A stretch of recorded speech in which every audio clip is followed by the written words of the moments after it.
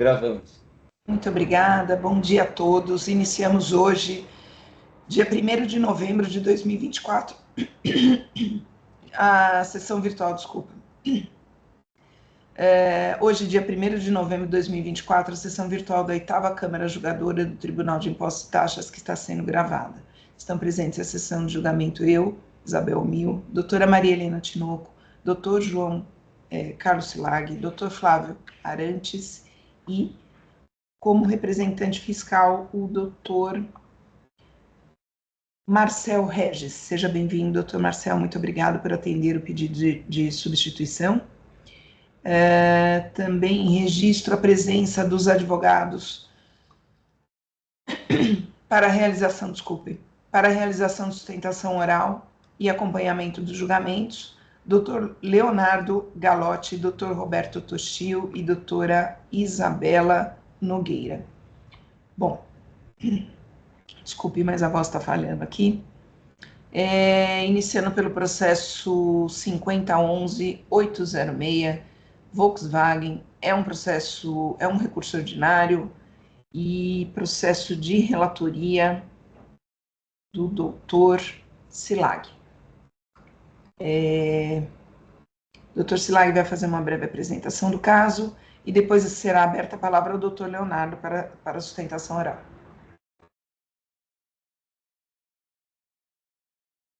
Bom dia a todos, obrigado.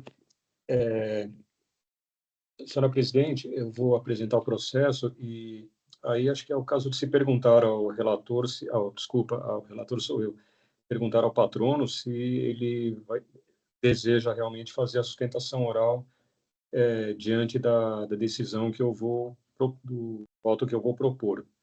É um recurso ordinário e apresenta apenas uma acusação, que é a de falta de pagamento do imposto referente a operações tributadas de transferência de mercadorias com erro na aplicação da alíquota. O caso aqui se trata de falta de pagamento do imposto em operações de transferência de mercadorias entre estabelecimentos do mesmo contribuinte, que é matéria vinculada à ação declaratória de constitucionalidade número 49. E nos casos dessa espécie, essa Câmara tem decidido, inclusive, acho que na semana passada, ou retrasada, houve um caso idêntico, temos decidido de acordo com a jurisprudência atual da Câmara Superior, que é a de diligenciar os processos tratando desses casos, diligenciando para a Procuradoria-Geral do Estado para que ela se manifeste a respeito da decisão do STF. Então, essa é a decisão que eu estou propondo. Então, diante disso, não sei se o patrono deseja realizar a sustentação oral. Obrigada, doutor Silag. Doutor Leonardo, fica a seu critério. Se o senhor quiser, o senhor tem o direito, se o senhor quiser fazer a sustentação agora ou se reservar o direito de fazer no retorno, aí fica a seu critério. Bom dia a todos. Não contando com sustentação oral, que vou me reservar ao direito de fazer no retorno. Queria só saudar a todos, saudar a diversidade dessa Câmara, que a gente tanto almeja isso. Essa Câmara há muito tempo já tem essa diversidade. Terminamos o Outubro Rosa, começamos o Novembro Azul, daqui a pouco já estamos no Natal, então só vim aqui para cumprimentar a todos, desejar uma boa sessão e me reservo ao direito de fazer a sustentação no retorno da PGE. Muito obrigado. Muito obrigada, viu, doutor Leonardo? Bom, então, diante disso... Desculpa. Pois não. Eu achei que eu já tinha registrado o voto anteriormente e eu acabei registrando o voto agora, só que, na verdade, eu preciso editar para pular o meu voto. Só um minutinho, deixa eu só abrir aqui. Deixa eu só voltar aqui na página.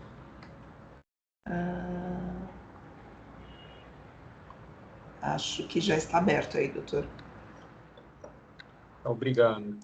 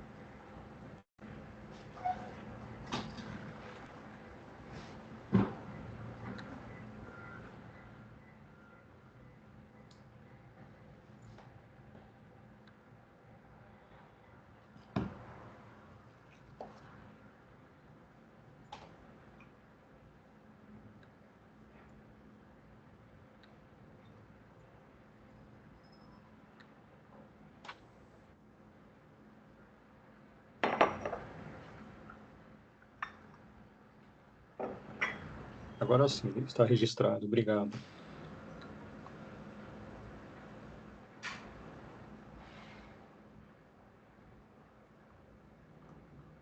Ok. Bom, vamos lá. Representação? Alguma observação? Sem observações. Obrigada, doutor Marcel. Doutora Marilena, doutor Flávio? Não, para mim eu concordo, acho que é o nosso posicionamento, né, que nós temos Certo. feito assim. Perfeito. Bom, então, vamos encerrar o debate. Fórum.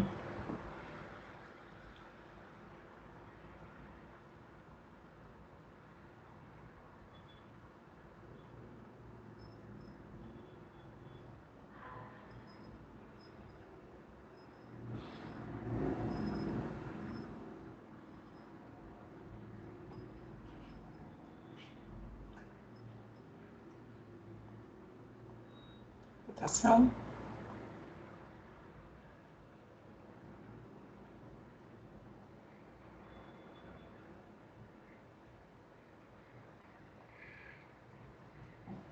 Então, o processo 50.11.806, o julgamento foi convertido em diligência nos termos do voto do Dr. Silag. Dr. Leonardo, esse é o resultado.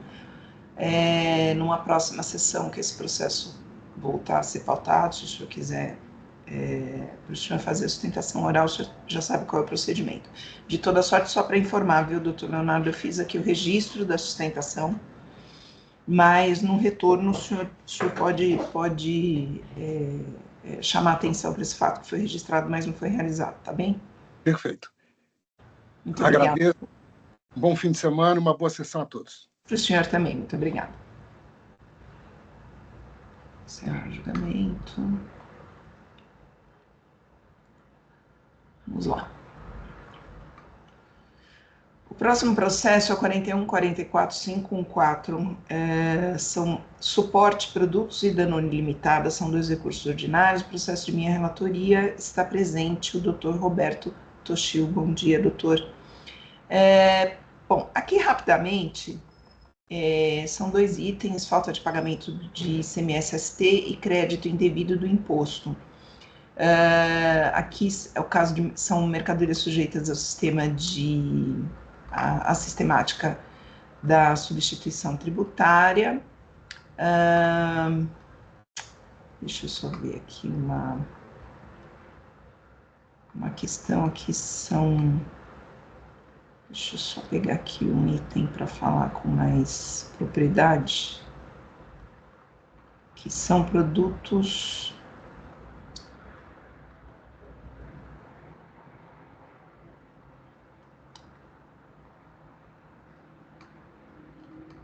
Nossa, agora eu não estou achando o item, só um minutinho. São produtos alimentícios.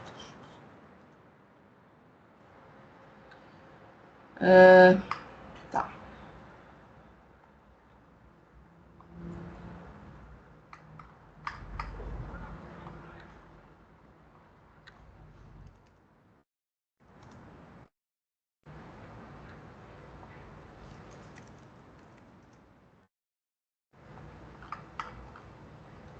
Bom, no decorrer aqui do processo eu vou ler, mas é que agora eu não estou achando crédito indevido para a Danone Responsável Solidária.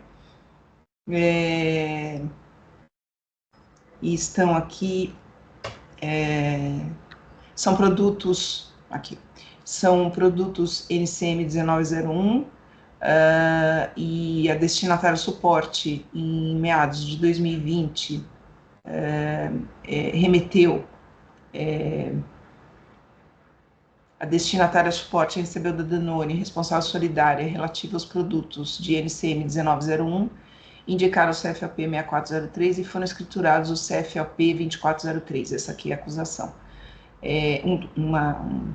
um dos fundamentos da acusação. Então, o auto foi mantido integralmente. A contribuinte e a solidária faz mencionam aqui uma série de nulidades, tanto do AIM quanto da decisão recorrida, e nas contrarrazões aqui, no parecer de contrarrazões, é no sentido de dar parcial provimento ao recurso para aplicação da súmula 10. Bom, doutor Roberto, acho que para entender o caso é o suficiente, eu passo a palavra para o senhor. Obrigado, senhora presidente. Bom dia a todos novamente.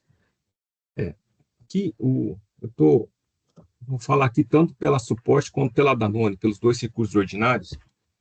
Estamos diante de um auto de infração que foi lavrado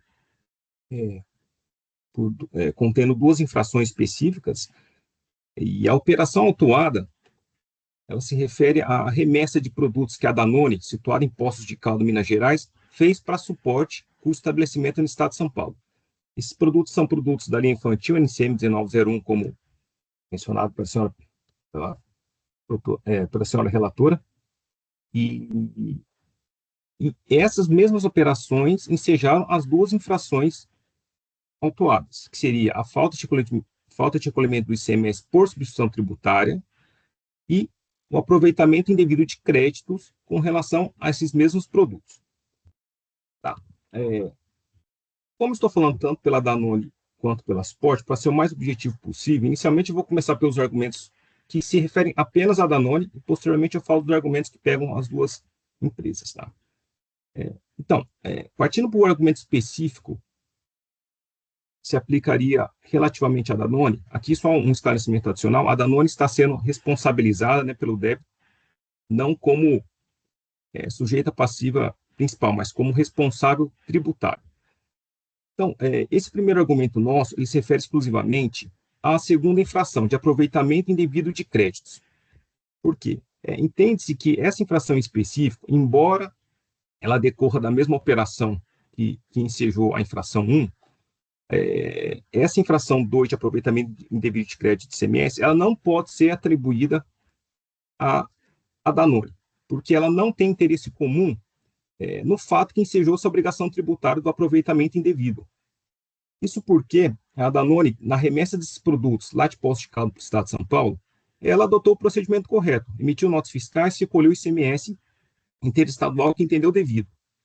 E ao adentrar essas mercadorias no estado de São Paulo, pela não cumulatividade, a Suporte, seja o produto sendo submetido à substituição tributária ou não, ela tem o direito a aproveitar esses créditos. E, reforçando esse argumento, ainda que o ICMS-ST, a infração 1, seja verdadeira, seja correta, com que a gente não concorda, de toda forma, esse aproveitamento indevido de crédito não pode ser atribuído à Danone, porque a própria legislação do Estado de São Paulo prevê, especificamente no artigo 426A do regulamento, que nas hipóteses em que a operação é sujeita ao regime de substituição tributária e o remetente não faz a retenção e o recolhimento do imposto, o destinatário, no caso Suporte, ela deve recolher antecipadamente o imposto próprio, quando da entrada. E quando desse recolhimento, ela aproveita esses créditos ICMS relativo à operação interestadual. Então, ainda que possa se imputar a Danone o equívoco na classificação dos produtos encaminhados, por o equívoco de não ter efetuado a retenção, ela não pode ser responsabilizada pelo aproveitamento indevido de crédito que foi realizado pela Suporte. Então, diante da inexistência do interesse comum no fato que ensejou essa obrigação tributária, essa infração 2, né, pugna-se aqui inicialmente pelo afastamento dessa infração, pela atribuição de responsabilidade à Danone por essa infração. Agora, seguindo aos argumentos que se aplicam tanto a Suporte quanto a Danone, e ainda falando da infração 2, já que eu comecei por ela, entende-se também que essa infração 2, de certa forma, ela foi, com devido respeito ao trabalho fiscal, foi lançada de forma equivocada, porque esses mesmos créditos foram glosados nessa infração, eles foram considerados na infração 1. Então, poderia o fiscal simplesmente autuar unicamente a infração 1, e considerando que esses créditos já teriam sido apropriados pela Suporte, e apurar o ICMS-ST que entende devido, o ICMS-ST que teria deixado de ser recolhido. Então, aqui, como eu disse, diante de uma mesma operação, do mesmo tipo de operação, foram lavradas duas infrações: falta de cumprimento de ICMS-ST, infração 1, e aproveitamento indevido de créditos, com aplicação de duas penalidades: 100% do valor do ICMS-ST que deixou de ser recolhido e 35% do crédito devido na infração 2.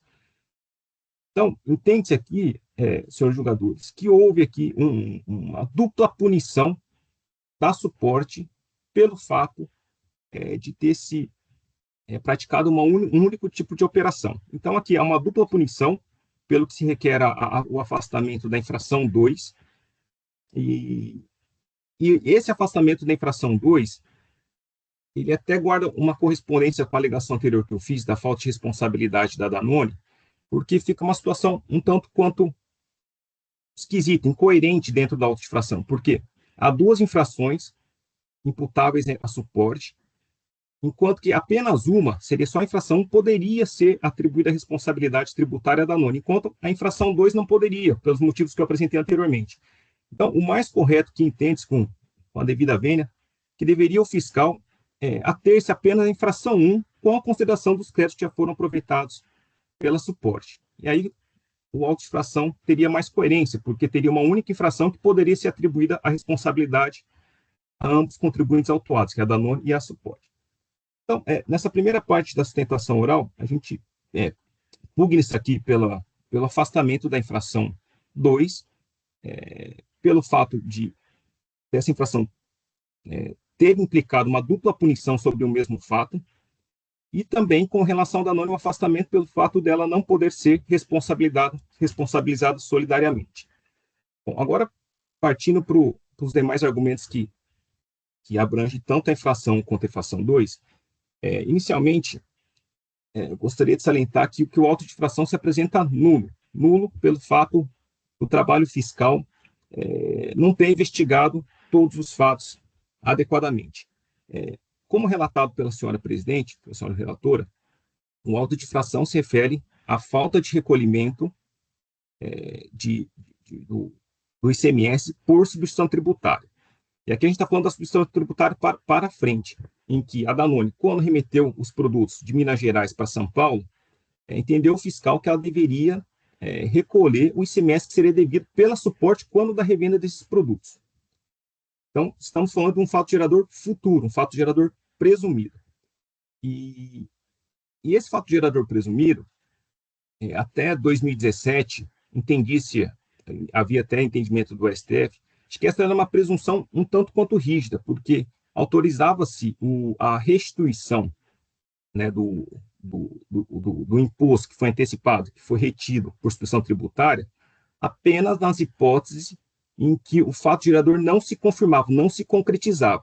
Se o fato gerador se dava numa base de cálculo inferior àquela presumida, né, entendia-se, havia o STF interpretando o artigo 150, parágrafo 7º da Constituição, ele entendia que não haveria o direito à restituição de valor algum, e também não haveria o direito do fisco cobrar diferença alguma, porque estaria adiante de uma tributação definitiva. Então, o STF interpretava essa substituição tributária para frente, até 2017, como uma tributação definitiva, era uma presunção um tanto quanto rígida, porque só se autorizava a imediata e preferencial restituição dos valores recolhidos pelo substituto, caso o fato gerador não ocorresse. Se ele ocorresse no montante, numa base de cálculo menor, não haveria necessidade de complementação do imposto e também não haveria a possibilidade do fisco, a possibilidade do contribuinte, né, restituir eventual diferença recolhida maior.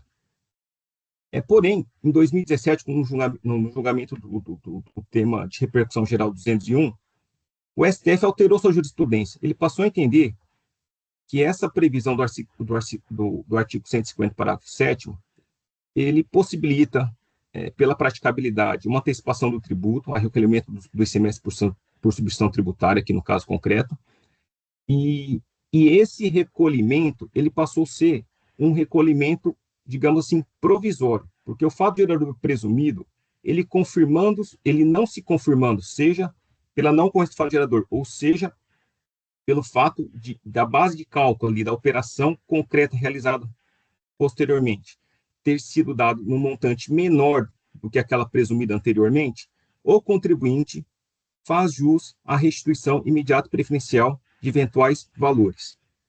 E isso é bastante importante para o nosso caso, porque vem demonstrar que o ICMS-ST, ele deixando de ser algo definitivo, toda vez que um fiscal for analisar as operações autuadas, ele deve ver a operação como um todo, não simplesmente olhar no momento da entrada se houve a falta de recolhimento ou não do ICMS-ST e autuar, mas verificar se aquele produto que ingressou no estabelecimento do autuado, posteriormente, houve a confirmação ou não do saldo gerador. Estamos falando aqui no saldo gerador presumido provisório, que ele pode se concretizar ou não. Isso está dito no tema 201 de repercussão geral do STF.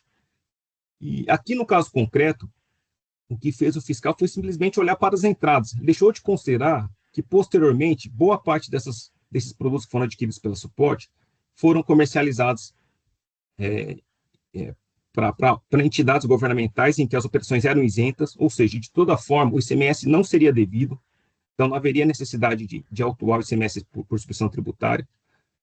E outra boa parte das operações também, eles foram operações interestaduais praticadas pela Suporte, ou seja, foram operações que não confirmaram o fato de gerador presumido, que eram vendas internas dentro do Estado de São Paulo. Então, ainda que não houve, ainda que o ICMS-ST não tenha sido recolhido, de toda forma ele seria indevido, porque a Suporte faria jus à restituição desse valor pelo fato de ter dado saídas interestaduais. E outra parte, uma terceira parte desses produtos, eles foram comercializados internamente, então o ICMS-ST, quando da entrada, seria devido, sim, mas a Suporte, de toda forma, recolheu o ICMS no regime normal de pagamento do imposto. Então, assim, por conta dessa falta de uma visão mais ampla da operação realizada, entende-se que o auto de infração ele se apresenta nulo por falta de investigação adequada dos fatos, e faço aqui referência ao artigo 34 da Lei Estadual 13.457, né, no sentido de que o auto de infração, para ser válido, ele deve conter a descrição correta do fato do gerador e das circunstâncias em que ocorreu. Então, por não preencher esse requisito específico, entende-se que o auto de infração é nulo como um todo, devendo os débitos, tanto da infração 1 quanto da infração 2, serem cancelados. Um segundo argumento que eu trago aqui com relação às operações autuadas é o que eu já adiantei anteriormente. O ICMS-ST lançado não é devido, por quê? Porque parte das operações posteriormente realizadas pelo Suporte foram operações isentas realizadas com o Estado de São Paulo. Outra parte, uma parte substancial, foram operações interestaduais em que o ICMS-ST não seria devido, ou seja, aquele ICMS interno que deveria ter sido recolhido antecipadamente não seria devido, porque não houve operação interna. E um terceiro argumento é de que realmente foram realizadas algumas operações internas, mas o ICMS, de toda forma, foi recolhido. Então, no máximo, seria devido a alguma diferença por conta do atraso de pagamento. Tá? Então, esse seria o nosso segundo argumento aqui para afastar a infração, as duas infrações do auto de infração.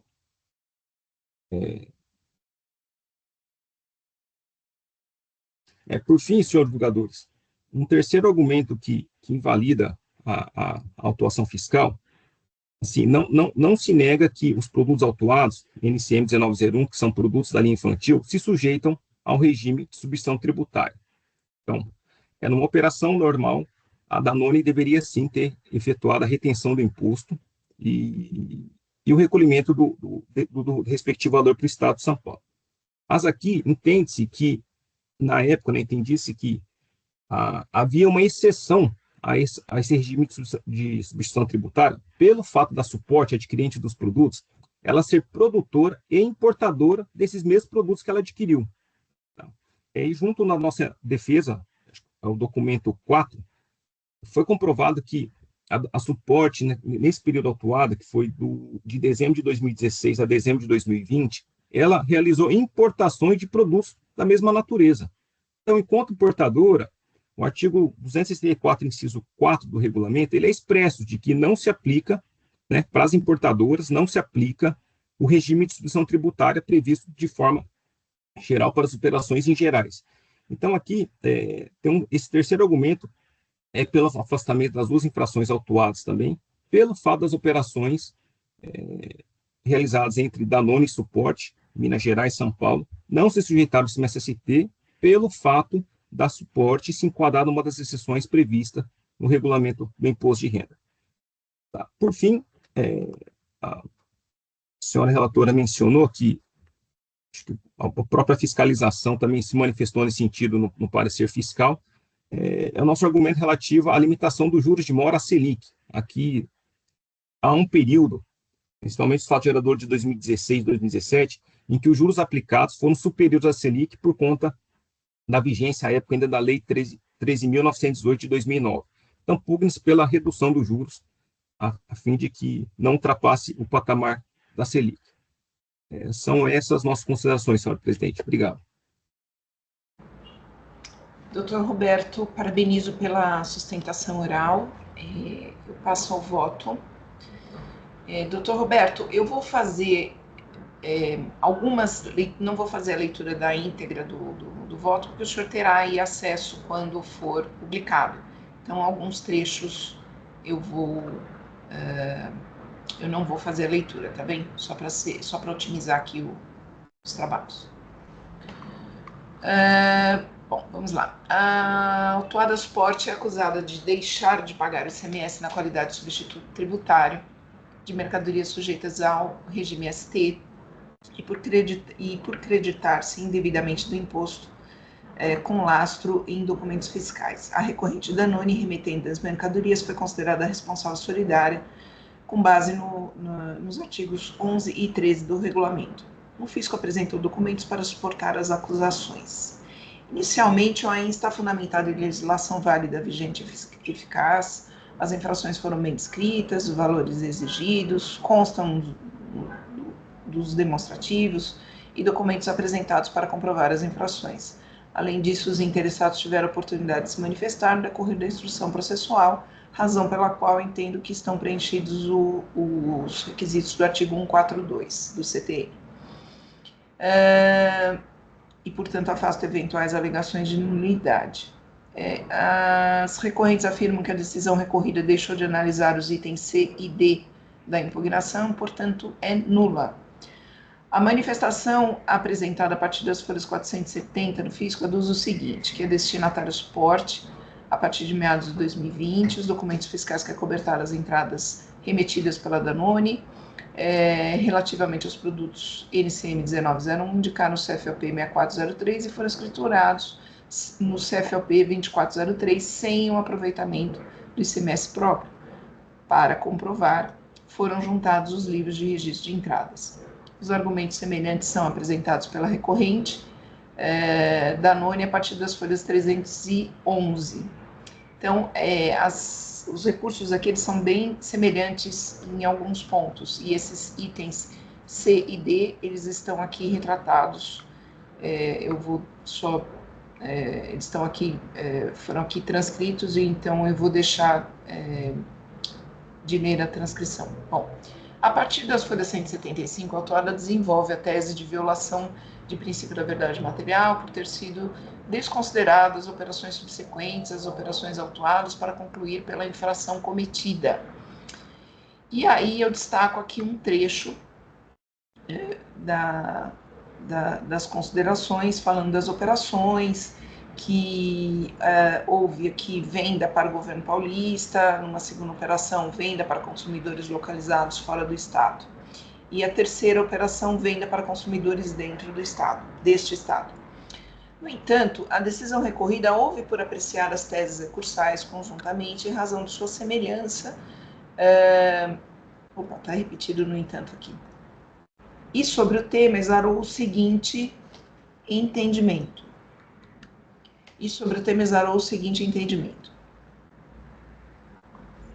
E aí eu também trago um trecho aqui da decisão, que me parece que ela abordou, sim, esses temas apontados aqui pelo contribuinte nos itens C e D, dizendo que, conforme demonstrado pelo fisco, não consta nenhum dos documentos objeto da autuação menção a tal circunstância nas suas informações complementares, simplesmente porque o infrator, como bem salientou o ilustre fiscal atuante, não considerou os produtos recebidos com ST, salientou o ilustre fiscal autuante, mais recentemente, tal comportamento foi mudado, como podemos notar, no artigo 264, acima transcrito, não deixa margem para dúvida, o autuado destinatário é estabelecimento atacadista, considerá-lo fabricante pela permissão do seu contrato social dessa possibilidade escaramuça. Eu acho que eu transcrevi aqui, mas escaramuça sem materialidade, como salientou o fisco, não consta em seus livros fiscais qualquer lançamento, seja de entrada ou saída de mercadorias com CFLP próprio de fabricantes.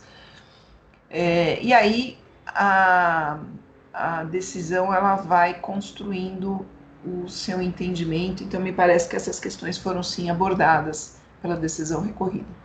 Portanto, o tema foi abordado pela decisão recorrida, e em breve síntese considerou o seguinte: por se tratar de destinatário de estabelecimento atacadista e que não há registro nos livros fiscais acerca do CFLP próprio de fabricante, e concluiu pela subsunção do fato à norma e procedência da acusação de falta de pagamento e acreditamento indevido. Esse me parece que foi a construção aqui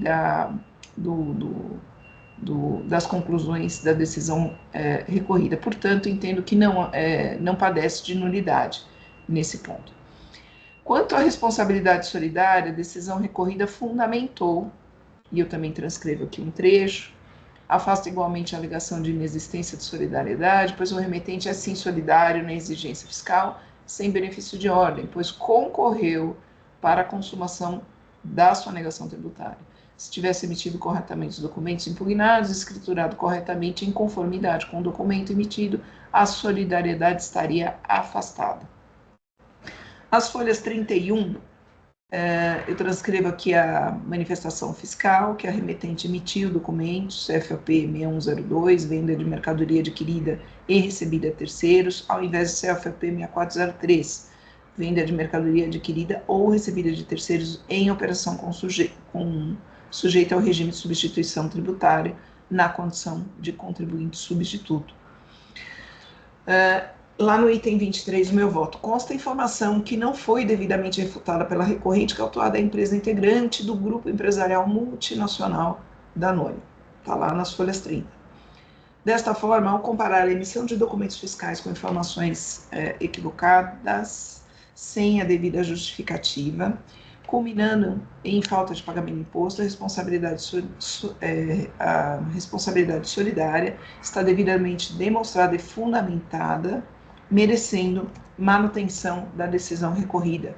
Vale ressaltar que a recorrente suporte foi autuada por deixar de pagar ICMS na qualidade de substituto tributário e creditar-se indevidamente do imposto. As recorrentes argumentam no mérito a venda para o governo paulista, a venda para consumidores localizados fora do Estado e venda para consumidores dentro do Estado, e que não houve dano ao erário. Mais um item. Não houve dano ao erário. No entanto, não há autorização prevista nos parágrafos 2º e 3º do inciso 4º do artigo 264 do regulamento para o destinatário atacadista das mercadorias receber sem a retenção antecipada do imposto de outro contribuinte responsável pela retenção, ou quando aquele tem a responsabilidade tributária atribuída pela legislação. Vale destacar as contrarrazões da douta representação. Eu trago aqui os itens 56 e 57, que tratam pontualmente desse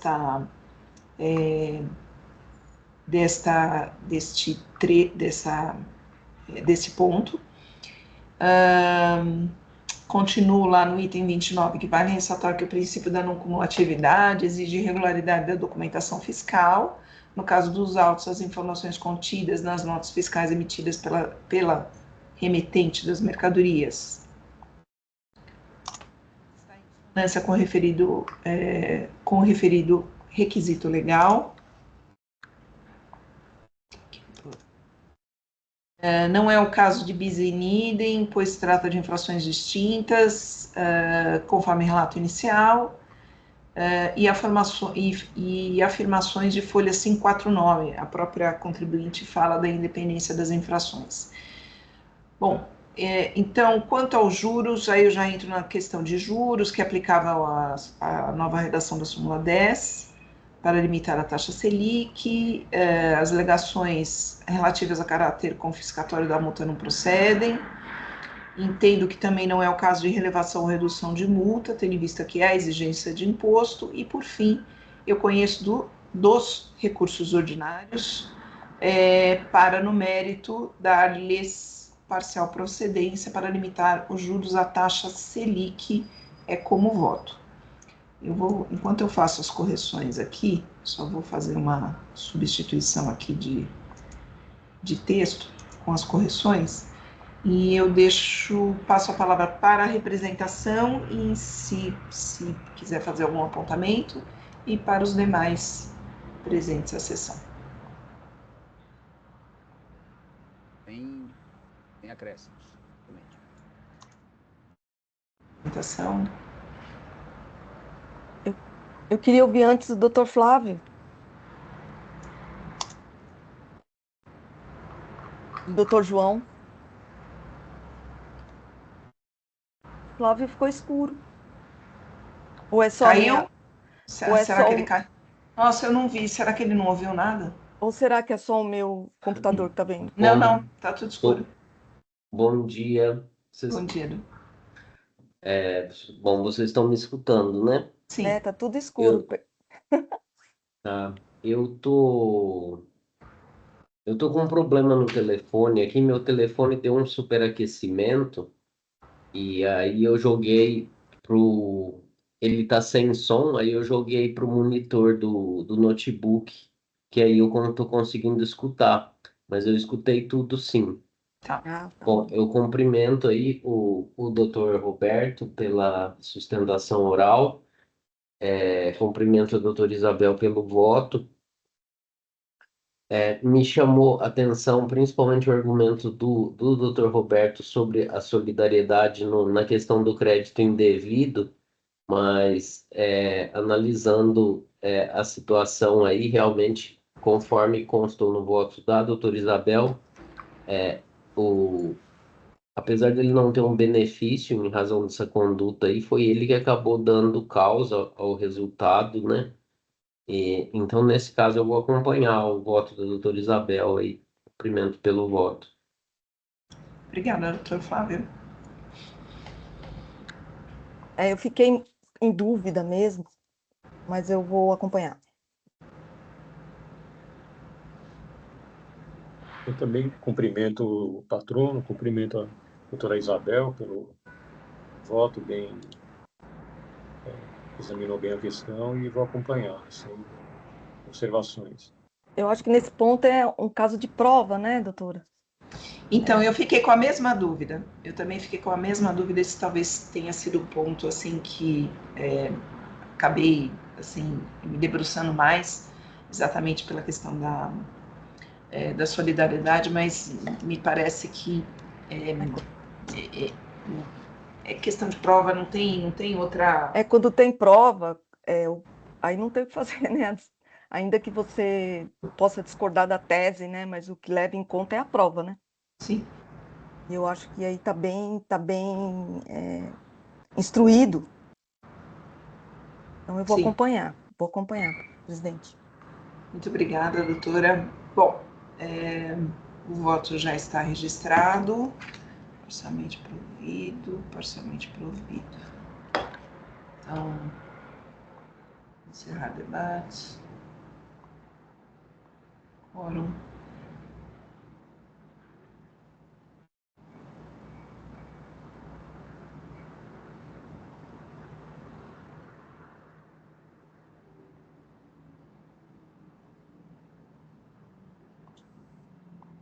Votação.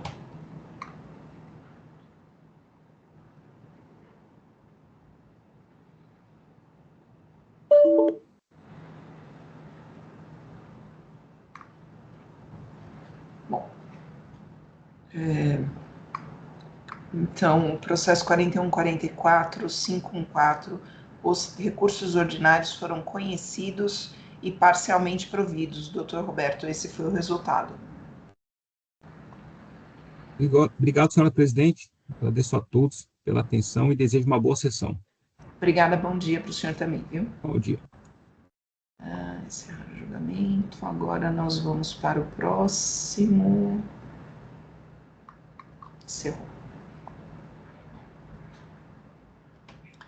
Então, o próximo é o 5012-556, Abbott Laboratórios, processo de relatoria do Dr. Silag, é um recurso ordinário, e teve vista da doutora Maria Helena. Está presente a doutora Isabela para acompanhamento.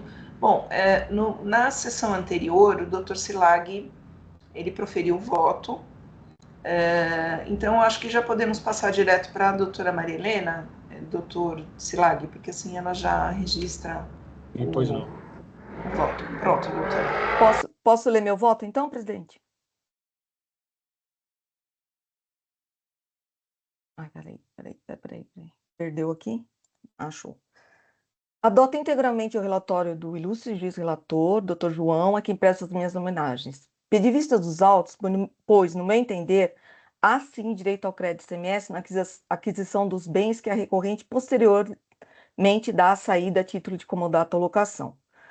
A acusação assim se apresenta no auto de infração. Aí eu destaco, né, o auto de infração.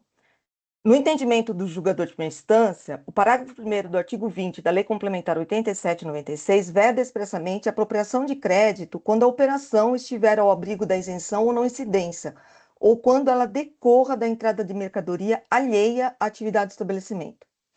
Vale dizer, conforme decidido, o aproveitamento de crédito de ativo permanente não depende unicamente de se tratar de bens de propriedade do estabelecimento, sendo necessário que estes bens sejam efetivamente utilizados em seu estabelecimento, nas atividades de comercialização ou no processo de industrialização. Destaca ainda que a consultoria tributária sim se pronunciou em relação à matéria. Aí tem um entendimento, e eu vou só ler o que está em negrito.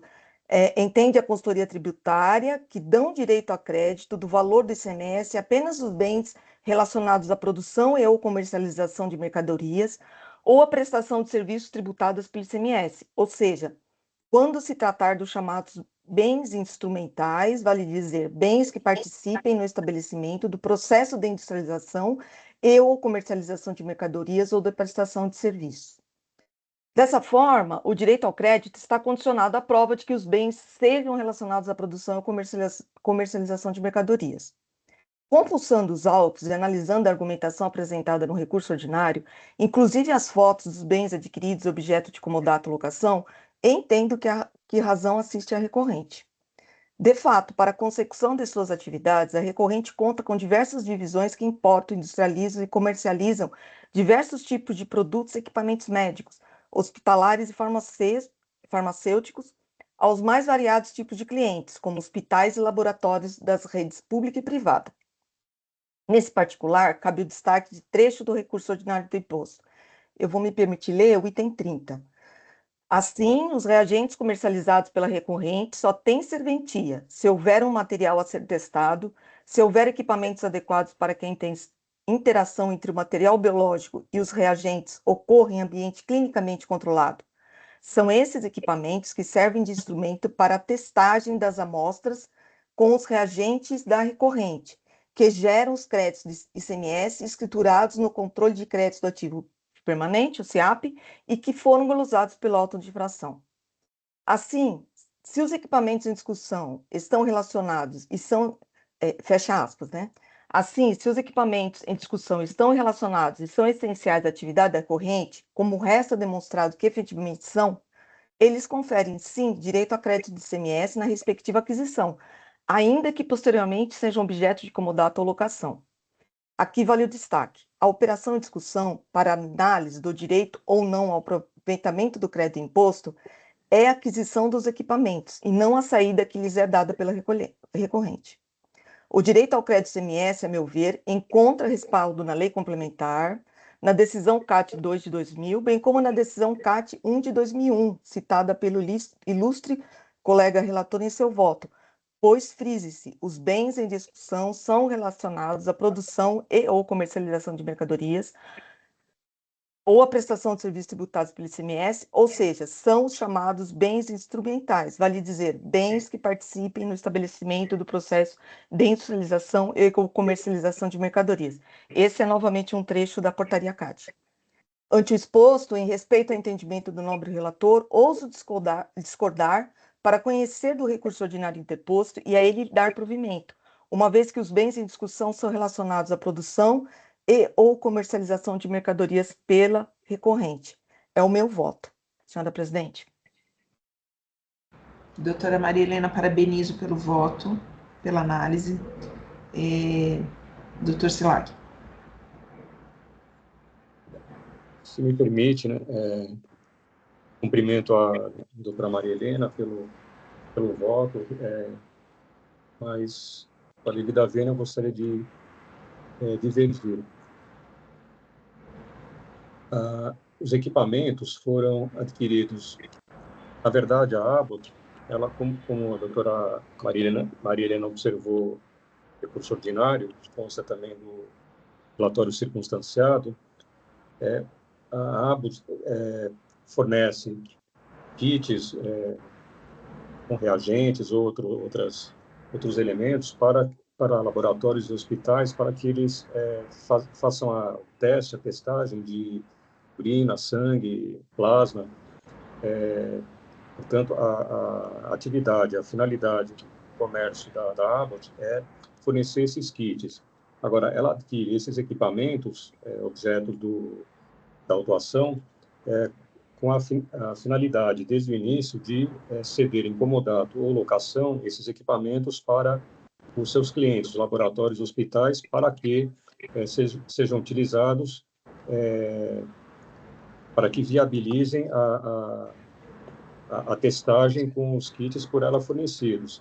E essa hipótese de aquisição de equipamentos, bens e equipamentos, para o fornecimento em locação, ou cessão em locação ou comodato, é expressamente vedado o crédito nesses casos, em que, ainda que esses equipamentos estejam ativados, façam parte do ativo imobilizado da empresa, mas nessa condição em que eles são adquiridos já com a finalidade única de serem cedidos em comodato, locação, nessa hipótese, essa aquisição não enseja o direito ao crédito e a expressa vedação nesse sentido, porque, enfim, eu vou frisar que a finalidade da aquisição desses equipamentos não são utilizados no estabelecimento da autuada, na produção desses kits, desses reagentes, ou nem na comercialização. Eles são cedidos para os seus clientes, os hospitais e laboratórios, para que sejam utilizados para viabilizar a utilização dos kits. Então, não é o caso de comercialização, nem não são utilizados na comercialização esses equipamentos. E apenas saliento que, em pesquisa que eu fiz no banco de dados no site da Fazenda, há diversos julgamentos na Câmara Superior de autos de infração sobre a mesma matéria e relativos inclusive, não encontrei, não sei se há autos de infração da Abbott, mas de outras empresas do mesmo setor, relativos a equipamentos adquiridos para cessão em comodato e locação, também para laboratórios e hospitais, com a mesma finalidade, e também, nesses casos, foram mantidas as autuações, embora eu reconheça que esse entendimento não é unânime nem está consolidado na Câmara Superior. Mas eu encontrei pelo menos 3 julgamentos nesse sentido, e o mais recente deles, cujo voto condutor foi do Dr. Alberto Potgaek, é de 18 de abril de 2024. Mas, de qualquer forma, eu entendo que a vedação expressa na legislação do direito ao crédito, da apropriação do crédito, nesses casos. Não há que se confundir a utilização desses equipamentos para que seja viabilizada a aplicação dos kits fornecidos pela Abbott, essa sim é a sua atividade final de comércio, não se confunde essa atividade com com a aquisição do equipamento, como se esse equipamento fosse utilizado na comercialização. Então, é só isso que eu queria acrescentar, essas razões que eu queria acrescentar ao meu voto, em divergência, com devido respeito ao voto vista da doutora Maria Helena. Obrigado. Doutora Isabel, posso falar? Claro. Então, a matéria ela é controversa mesmo, não é pacífico, mas eu acho, o meu entendimento pessoal, que se não tiver o kit, se não tiver o equipamento, a Abbott não consegue comercializar. O ponto é esse.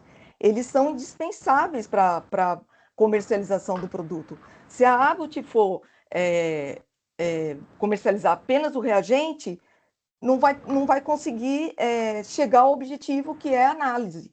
Então, exatamente, tem essa vedação, mas eu acho que tem que olhar a operação como um todo. Você adquirir para alocar é uma coisa, mas você adquirir equipamento para poder viabilizar a tua operação é outra. Então, o meu entendimento é esse. Realmente tem precedente da Câmara, mas não é definitivo, e a discussão é bem acirrada mesmo, né? Nessa linha que eu estou falando. Então, por conta disso, eu vou manter meu voto. Obrigada, doutora. Representação, quer fazer alguma manifestação? Sem observações. Obrigada. Doutor Flávio, o que está pensando aí? Bom, agora eu acho que eu consegui resolver a situação aqui, né? Tô com som e vídeo. Sim. Bom, então, nós dividimos as vistas na última sessão. Esse processo acabou ficando com a doutora Maria Helena. Eu acho um tema bastante interessante.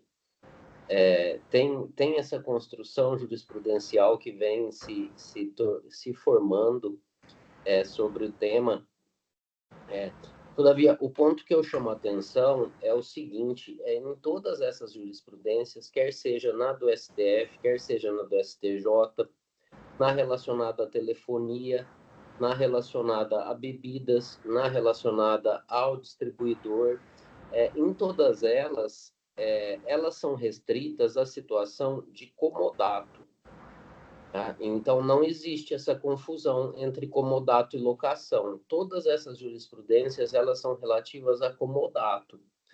Eu venho aqui na prova dos autos, as folhas 1277 e seguintes, todas, absolutamente todas as notas juntadas por amostragem, elas dizem respeito à atividade de locação. Então, são necessários os equipamentos para comercialização? São. Só que eu tô entendendo aqui pelas provas dos autos que a recorrente ela se utiliza dessa necessidade para gerar uma segunda fonte de renda que está fora do campo de incidência do CMS. Então, as remessas elas são para locação. Essa alteração da discussão de locação para acomodar, ela não tem amparo nas provas dos autos. Todas as notas são de locação. Então, essa atividade de locação, por estar fora do campo de incidência do ICMS, eu entendo que ela não... essas remessas aí, elas cessam o direito à apropriação do crédito como ativo permanente, na medida em que elas vão gerar uma outra fonte de renda para a empresa, inclusive no campo de incidência de outros tributos. Então, queria pedir para a doutora Maria Helena registrar o voto para fazer uma preferência só para registrar esse motivo específico pelo qual eu entendo que não dê para ser enfrentada nesse processo a tese que acabou sendo privilegiada aí no voto da doutora Maria Helena. Porque... Está registrado, falta só o registro do Dr. João. Tá.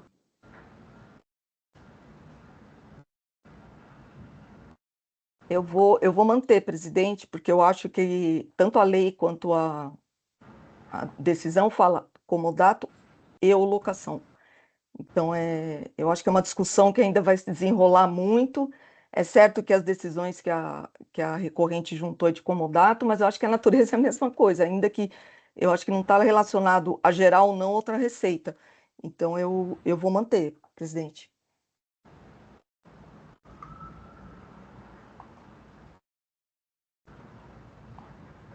Como dito, né, ainda não está decidido aqui, tem entendimento dos dois lados.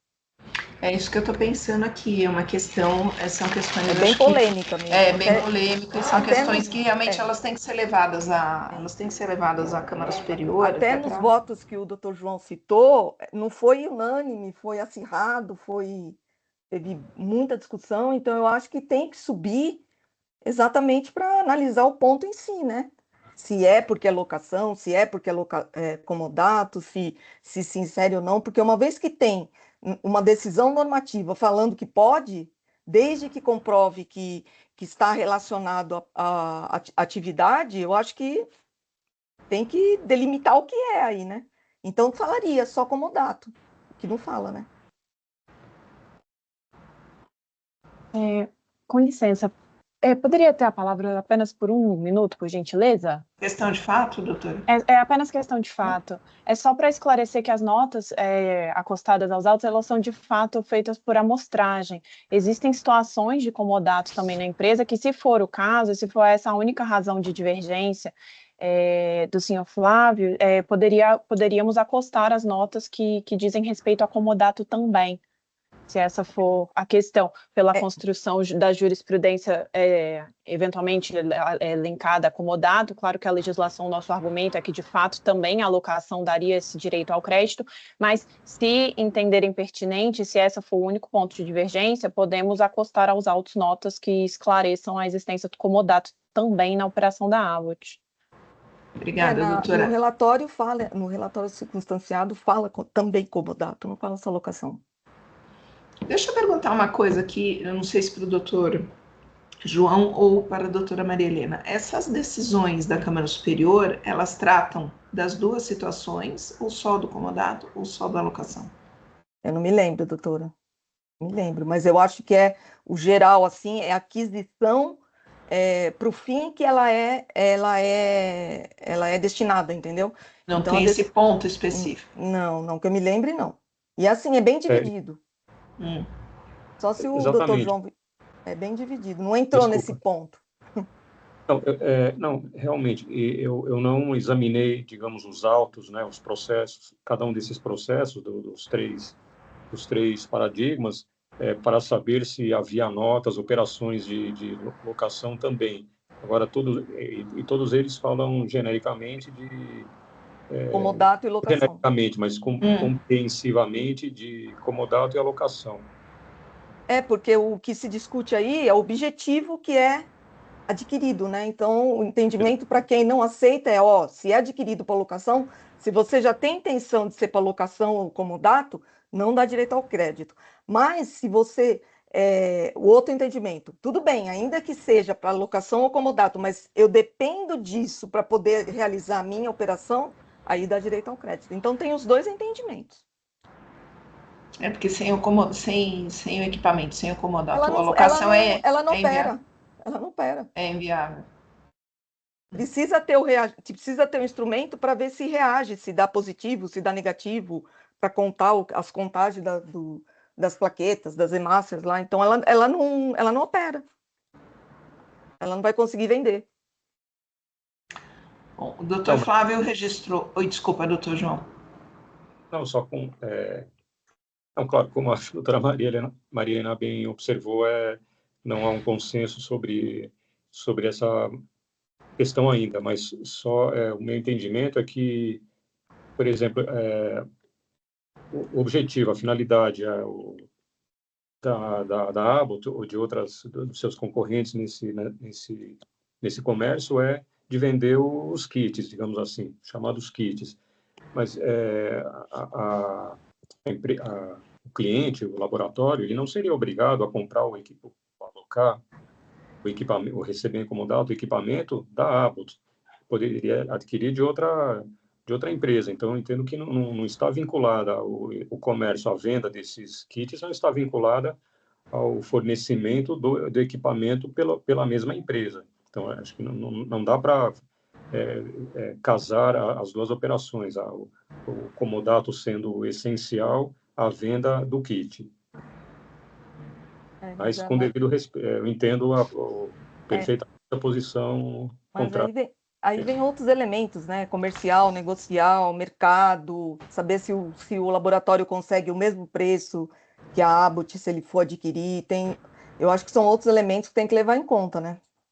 Esses reagentes são reagentes, né? Esses reagentes, eles podem. Existe outro equipamento que podem ser utilizados, ou eventualmente é um reagente, não sei, não estudei o processo, né? Estou perguntando só. Aí eu já não sei te responder, presidente. Eu acho que não chegou nesse ponto de. Não. Nesse ponto aí eu já não sei, aí precisaria um laudo, né? Não sei se. É por isso que eu estou perguntando, eu não olhei, não vi se tem algum laudo, eventualmente não tem. Tá. Não. Bom, o doutor Flávio já registrou o voto dele, e agora acho que ficou para mim, né? Ficou para você aí. Então, pois é. Realmente é uma discussão, eu acho que é tão antiga e tão interessante quanto é o crédito, o inidôneo, né? Quando se fala em crédito inidôneo, a discussão é a mesma. Sempre tem uma jurisprudência, hora para cá, hora para lá, mas eu acho que é uma questão que sim, ela tem que ser levada à Câmara Superior. Acho que seria bem interessante que neste ponto de vista da doutora Maria Helena fosse analisado pela Câmara Superior. Então, doutor Salag, com a devida vênia, e doutor Flávio também com a devida vênia, vou acompanhar a doutora Maria Helena. Acho que o trabalho vai ser da representação aí para recorrer, mas eu acho que é uma questão interessante para ser levada. Então, eu acompanho vou acompanhar a doutora Maria Helena. Está registrado, posso encerrar debates, né?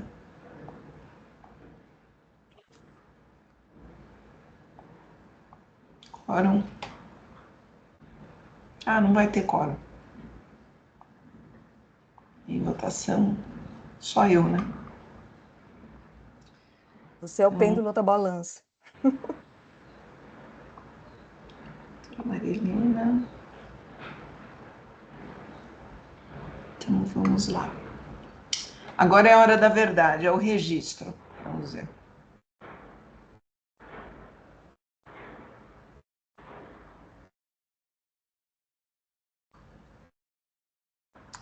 Conhecido e provido, não é, doutora? Isso. Maria Helena. Não, parcialmente provido, não, é provido. É provido. Então, registrar o voto.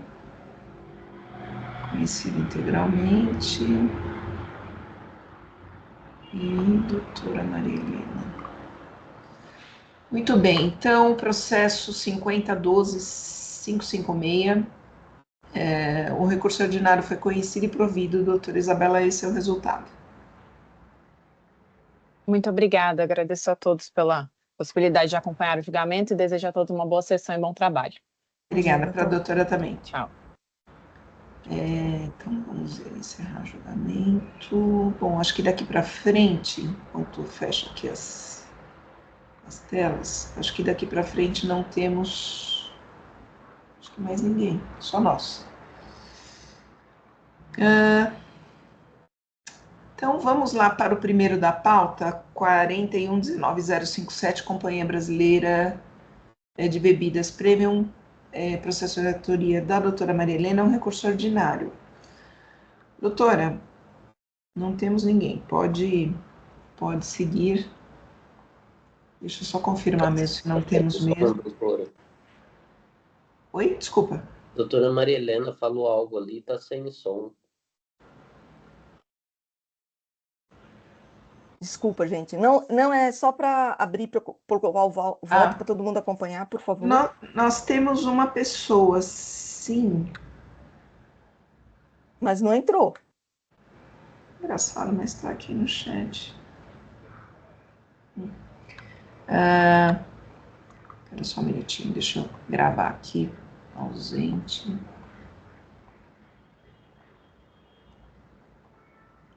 Deixa eu só perguntar aqui, enquanto a doutora vai registrando. Oswaldo, Pois não, presidente? temos alguém? Não, só nós. Eu estou vendo pessoas aqui adicionadas. Eu acho que é só registro. Não, tá certo. Já entendi aqui. Tá bom. Vou até te mandar uma foto para ver como é que aparece aqui para mim, Oswaldo.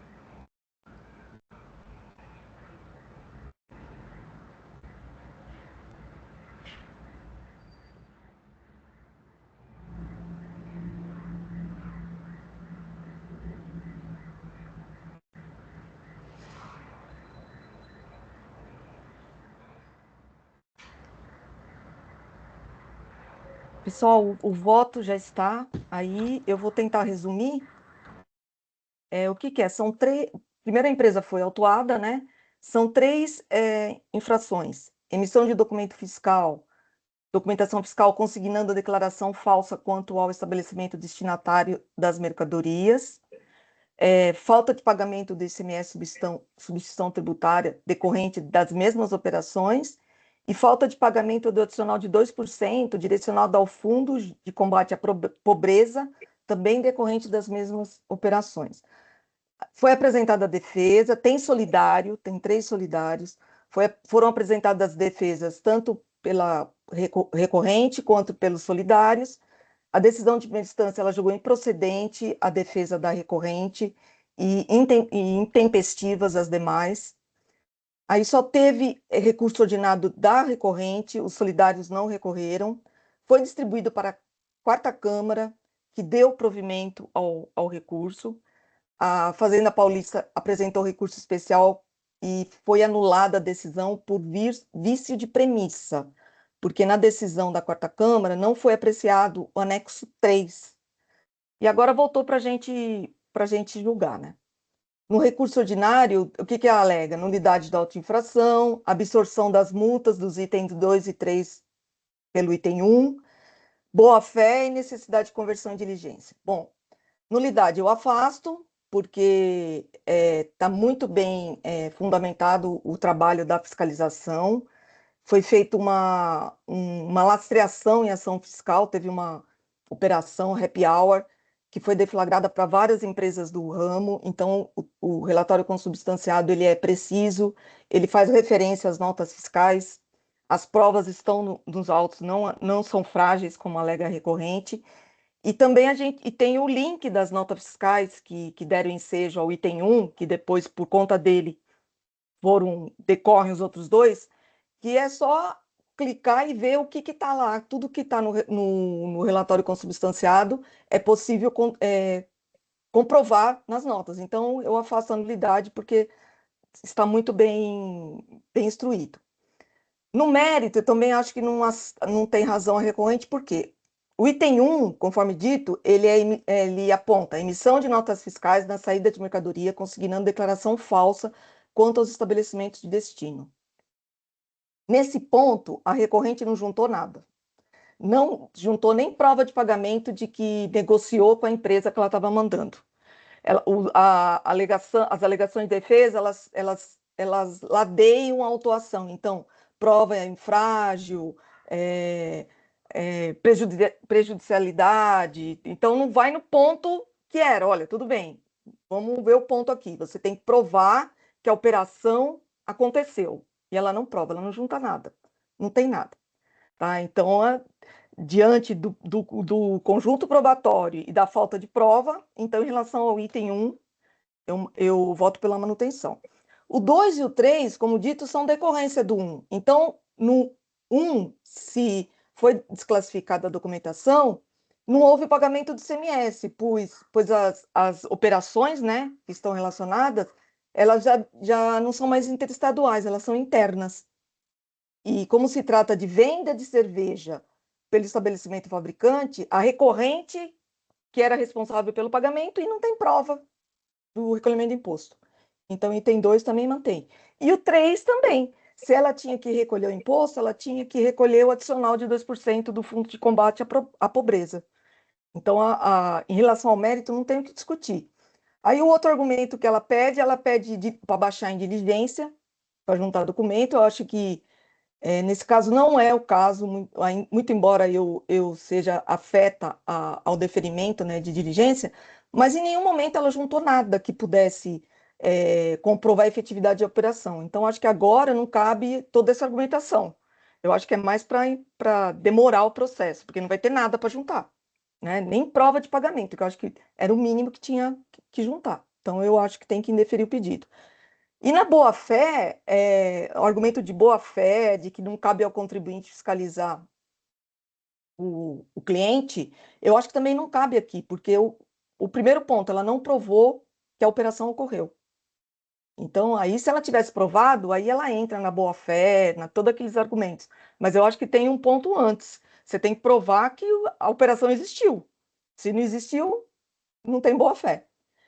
E da desproporcionalidade da multa e o efeito confiscatório, que ela fala que as multas são expressivas, primeiro eu acho que não tem absorção, porque cada infração é uma fração específica. Então, não fez isso, então você tem que pagar essa multa. Não é estão relacionadas, mas elas são independentes, tá? Elas são independentes. Então, eu acho que não cabe aqui falar em absorção. E confiscatoriedade e desproporcionalidade, nós encontramos um impedimento no artigo 28. A multa está certa, que foi lançada para cada infração, então não tem o que se falar. Por conta disso, não há prova, né? E o trabalho da fiscalização está muito bem feito. Eu voto pelo conhecimento do recurso e manutenção, conhecimento e não provimento do recurso e manutenção da decisão de primeira instância. É esse meu voto, senhora presidente. Doutora Maria Helena, parabenizo pelo voto. Representação?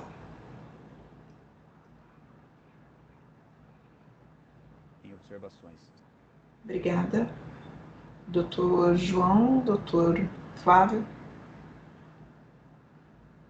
Eu parabenizo a doutora Maria Helena, e o processo foi muito bem examinado, foi bem fundamentado o voto, e não tenho nada a acrescentar, vou acompanhá-lo. Bom, também cumprimento a doutora Maria Helena aí, pelo processo, pela análise realizada, sem maiores observações, vou acompanhar também.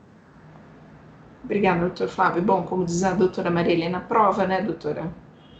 Prova, Eu acho que se ele tivesse provado o item 1, teria sido um outro julgamento. E a Câmara Superior, ela anulou exatamente por causa disso, porque a quarta Câmara, quando apreciou, ela não se manifestou sobre o anexo 3, sobre as notas, sobre a comprovação do item 1. Então, aí não tem jeito, né? Perfeito. Não tem nada, não tem nem pagamento. Aí É difícil. Bom, fica difícil. Bom, então vamos lá. Então, encerrar debates.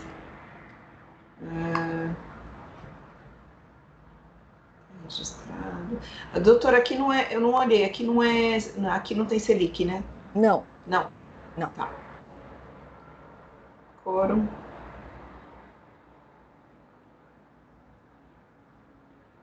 As operações são de janeiro, são do ano de 2018.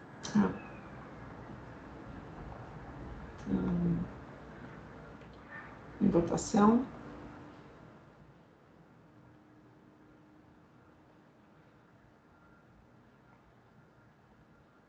Muito bem, então o processo 41.19.057, o recurso ordinário foi conhecido e não provido. Vamos lá, agora acho que nós vamos encerrar o julgamento, acredito que agora é o último da pauta.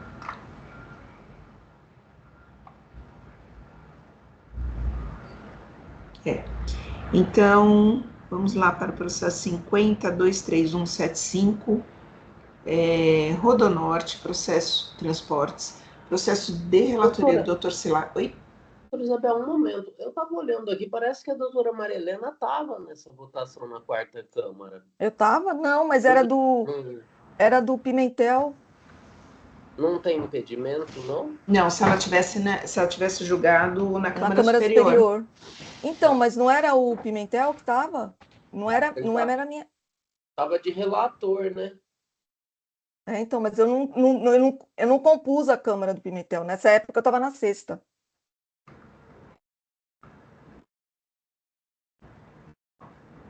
Mas Até mesmo assim ela não julgou na Câmara Eu Superior. vou até olhar de novo, mas eu olhei isso quando eu vi quarta Câmara lá, mas quando eu vi o relator, o É da Folha Paulo. 565. Então, mas o. Bom, não sei. Vocês que sabem aí, mas eu Não, acho que. mas ela não votou, não foi na Câmara Superior, né, doutora? Não, não. É aqui.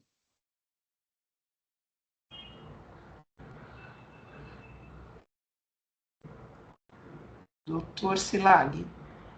Vamos lá. Está aberto o processo. Deixa só eles resolverem aqui. Viu, doutora Marilena? Se não votou na Câmara Superior. Não votei. Então, vamos lá. Então, só para repetir aqui, processo 50.23175, Rodonorte Transportes, é um recurso ordinário, processo de relatoria do Dr. Silag, não temos inscritos, Dr. Silag.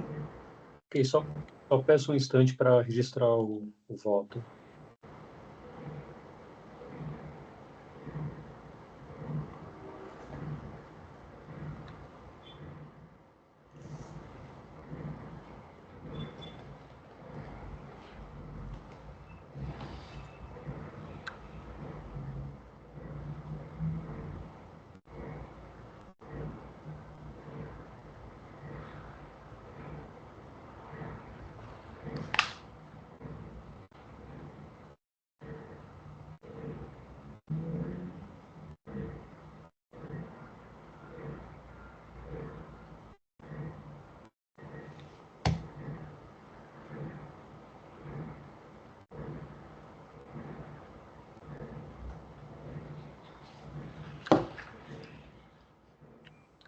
Pronto, já registrei. Esse é um caso, acredito que muito simples.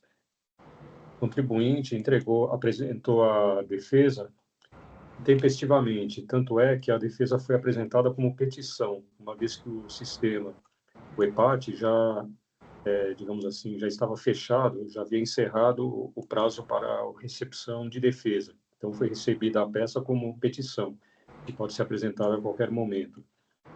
No voto, eu coloco as datas, né, a data que o contribuinte teve ciência da notificação e a data que foi apresentada a defesa, após o prazo já encerrado o prazo para apresentação de defesa, após os 30 dias, e, portanto, corretamente, o juízo de primeira instância não processou a defesa e fundamentou na legislação o motivo de não ter julgado a defesa, né? Portanto, uma vez que não foi sequer inaugurado o contencioso administrativo, não há como se conhecer do recurso ordinário, porque não há matéria, não foi devolvida nenhuma matéria, não há matéria a se reexaminar. Não houve julgamento em primeira instância, portanto, eu deixo de conhecer do recurso ordinário. E no dispositivo eu coloco que deixo de conhecer do recurso ordinário, devendo os autos serem encaminhados à Delegacia Regional Tributária de origem para a ratificação do auto pelo Delegado Regional Tributário, nos termos do parágrafo 1º, artigo 35 da Lei 13.457. É como voto. Portanto, não estou conhecendo do recurso.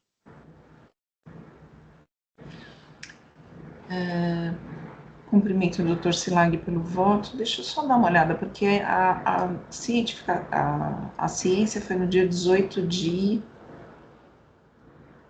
agosto. O protocolo, acho que foi 16 de no dia... agosto.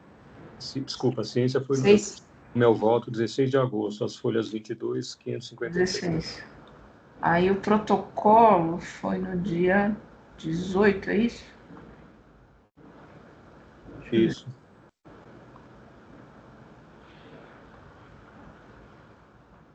Deixa eu fechar aqui. Foi no dia 18. O sistema reconhece se tiver feriado, final de semana? Reconhece. Ou não? Reconhece? Não só, não é corrido. É só no judiciário. 19. Doutor Flávio, tem razão. Eu já sei por que ele conta, porque dia 16 era um sábado. Que 16 de agosto. Não, 16 era uma quarta-feira, eu coloco. Não, ele contou 30 dias e dia 16 de setembro é um sábado. Mas o término foi no dia 15. Ah, tem 31, verdade. Agosto tem 31. É porque se fosse sábado, postergaria para segunda, né? Para segunda-feira. Aí. Bom, aí não tem jeito. E o único ponto do recurso ordinário para não conhecimento. Tempestividade. Então, tem jeito.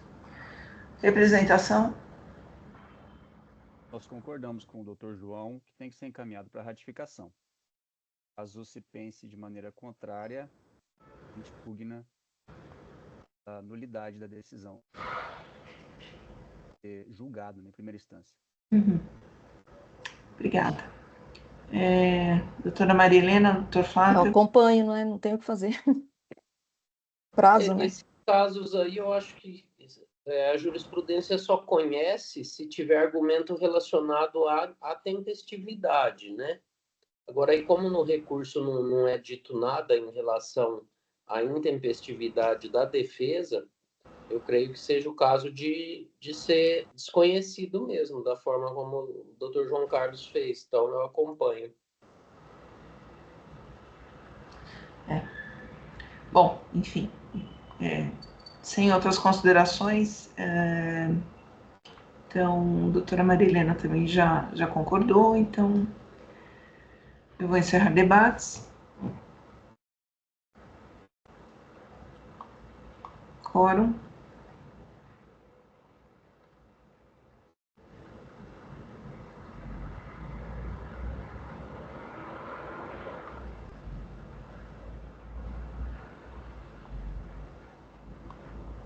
Em votação.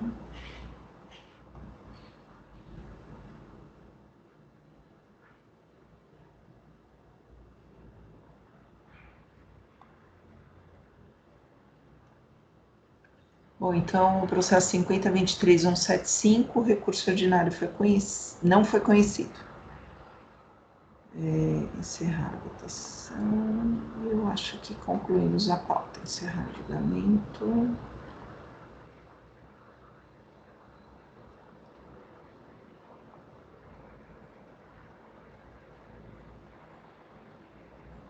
Muito bem, todos concluídos.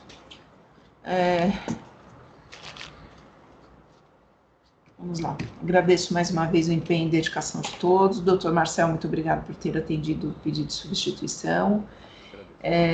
Agradeço a todos aí pelos trabalhos. E então eu dou por encerrada a sessão de julgamento do dia 1º de novembro de 2024. Obrigada, Oswaldo. Vou pedir para encerrar a gravação. Encerrado, presidente. Muito